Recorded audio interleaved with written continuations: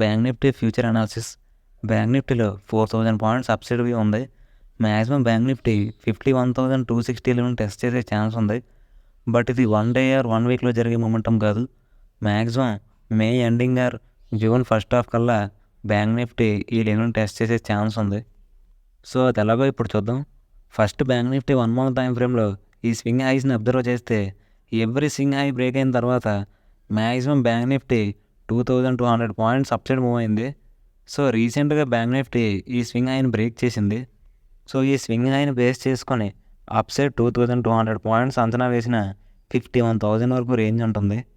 ఇది జస్ట్ పాస్ట్లో జరిగిన మొమెంటంని బేస్ చేసుకొని ఎక్స్పెక్ట్ చేశాను. సో ఈ ఎక్స్పెక్టేషన్స్ని పెంచడానికి ఇంకొన్ని పాయింట్స్ ఉన్నాయి. అవి ఏంటంటే, బ్యాంక్ నిఫ్టీ 1 అవర్ టైం ఫ్రేమ్లో అబ్జర్వ్ చేస్తే డౌన్ సైడ్ ఈ స్వింగ్ లోస్ని కనెక్ట్ చేస్తూ ఒక ట్రెండ్ లైన్ డ్రా చేయొచ్చు.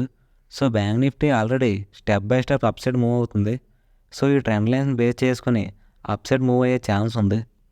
అండ్ ఇంకో పాయింట్ ఏంటంటే, ఈ స్వింగ్లో నుంచి ఎగ్జాక్ట్గా 51,260 లెవెల్కి ఫిబొనాచి డ్రా చేస్తే మ్యాక్సిమం క్యాండిల్స్ ఫిబొనాచి లెవెల్స్ని రెస్పెక్ట్ చేస్తున్నాయి.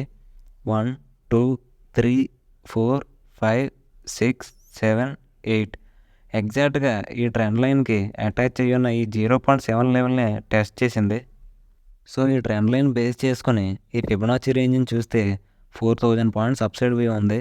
మేబీ ఈ momentum May ending or June first హాఫ్లో కంప్లీట్ అయ్యే ఛాన్స్ ఉంటుంది. Thanks for watching.